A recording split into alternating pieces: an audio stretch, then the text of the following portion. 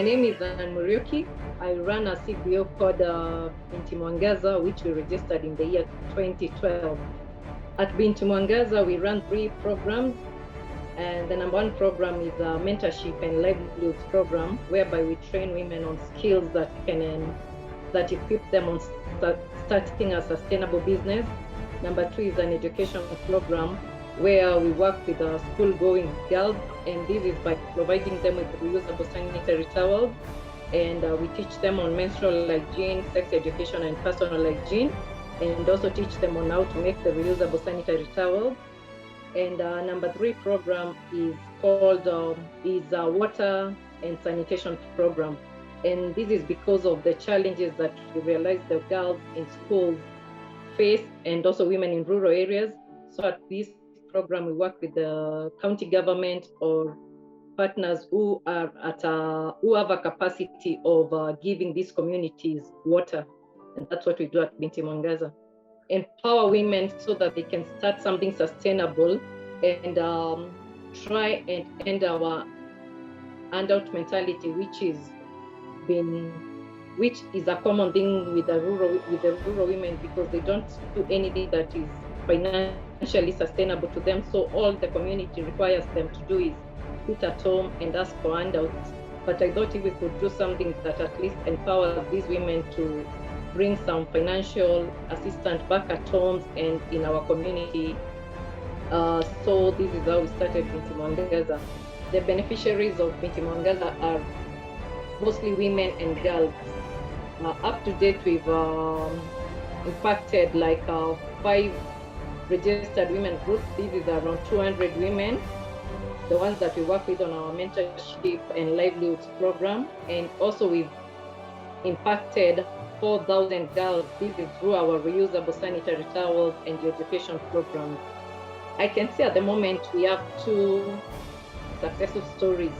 One of them is through, again, our mentorship program. Last year we had a training where we trained women on making washable baby diapers.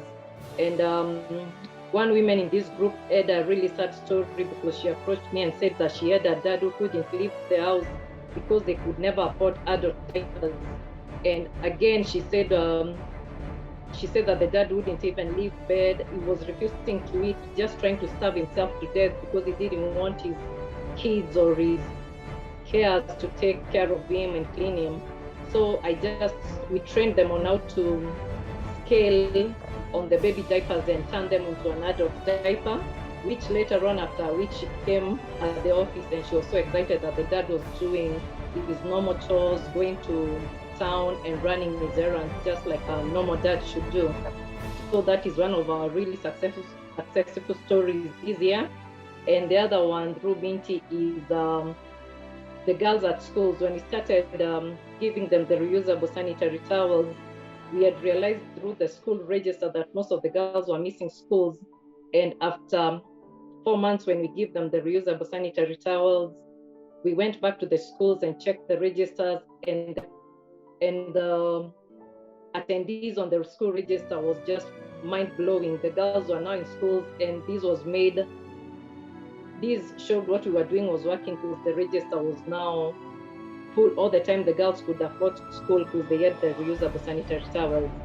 After the pandemic, we've had to adapt to so many things. Basically, because the raw materials or the things that we used to train the women to doing, like the reusable sanitary towels or clothes, most people could not afford the money to buy these. So we had to adapt to changes that were brought by pandemic. And mostly we started working on seasonal things that were available at the market. Either if it's fruits, we had to work on the fruits that were available on that market.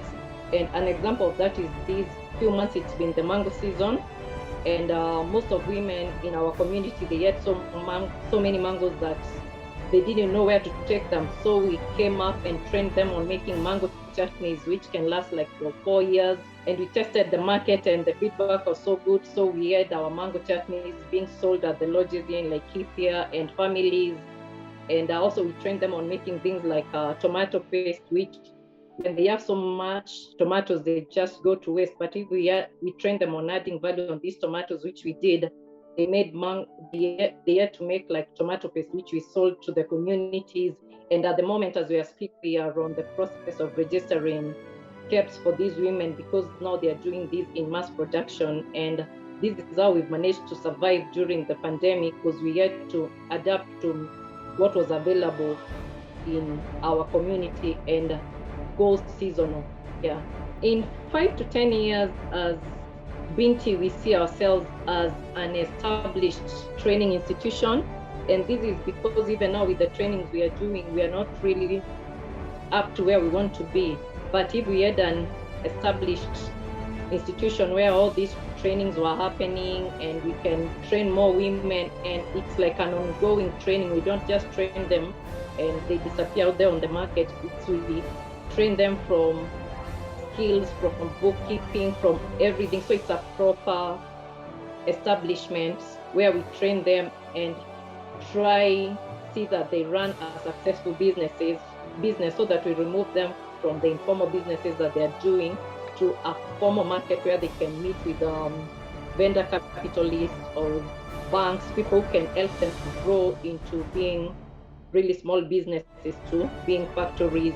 I think I deserve to be a Zuri alumni because Binti has been in existence for quite some time, since 2012, and we haven't lost hope even during the highs and lows. We've kept pushing, and up to now we can see that we are getting stronger day by day. And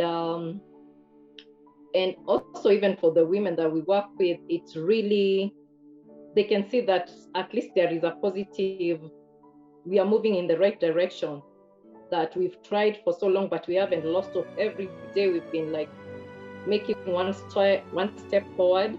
And so if like this is why we think that we should become the Zuri alumni, because we've been there through the ups and downs and we haven't let go.